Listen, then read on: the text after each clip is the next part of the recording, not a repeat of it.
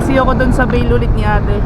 So napakaswerte natin ngayong araw. Anong oras na ba? 11:18. So biglaan kasi yun. Kailangan ko abulin yung oras. Ayan, samahan nyo ako sa biyahe ko ngayong araw na to. Siyempre, kung habang dapat gawin, kailangan ko magpadali. May mga naisuot ako na pasala-sala kasi nagpapadali na nga ako. Kailangan ko kasi mahabol yung oras. Kailangan ko makarating agad doon. Kaya samahan nyo muna ako. Let's go! Pasensya lang po.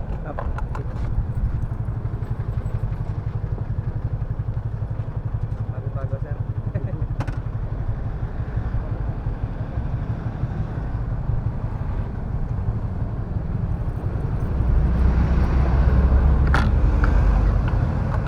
Thank you.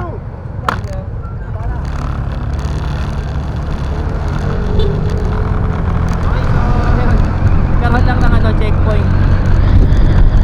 Sa biyahe na ulit.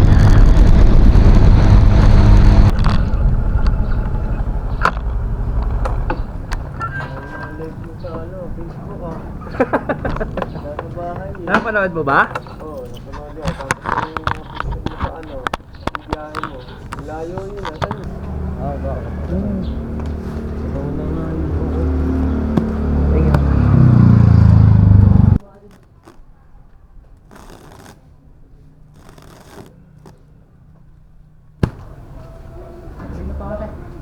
Sige, ingat sa biyahe. Buti maaga yan. Kaya Tanghaling tapos.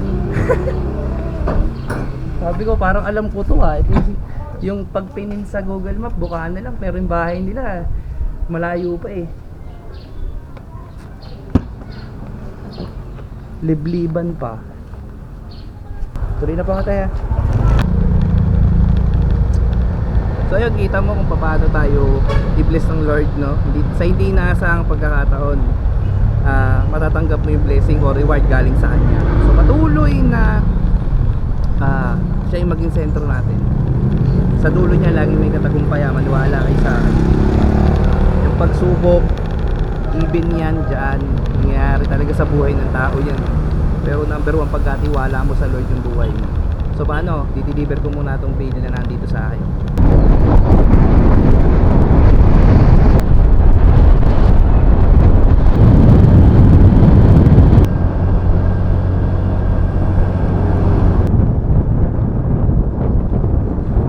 So yun, nakarating na tayo dito sa Santissimo. Alright, maganda kapaligiran nila dito. Ito gustong gusto ko eh, oh. Yung mga gusto kong kapaligiran eh, yung bukid. Diba? Ang ganda dito ang aliwalas, oh. Sarap lang hapin yung hangin dito kasi nga fresh air. Fresh air. Malapit na ako sa customer ko.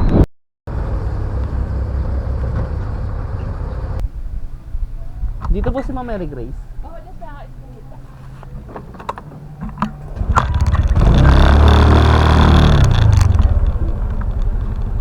Nandiyan kaya yung anak niya? Sige ma'am, nandiyan kaya anak niya ma'am? Nandiyan kaya anak niya? Papatungo. Wala ho. Wala. Ay, nandito yung tulog. Bago na kung galing mag-BS. Sige. So yun, ibababa ko na tong bail ni Ate Dana, no?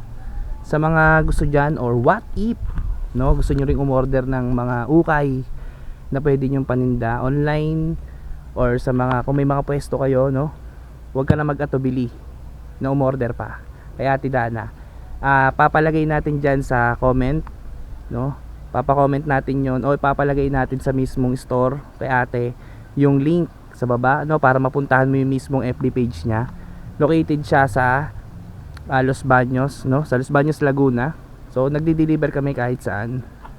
Syempre may delivery fee yun, kami yung mga rider niya, kaya order na kayo habang marami pa siyang stocks. So ano na lang kayo, inquire na lang kayo sa kanya, bali kami yung delivery. So ayan, bababa ko na yung order. Malalaki to. Para masend ko lang po kay ate. Salamat po. Ay. successful na yung delivery. Diba? Ay, buti-buti ng Lord. Kala ko wala na akong biyahe ngayon. So yan, babalik na ako sa bae sa amin.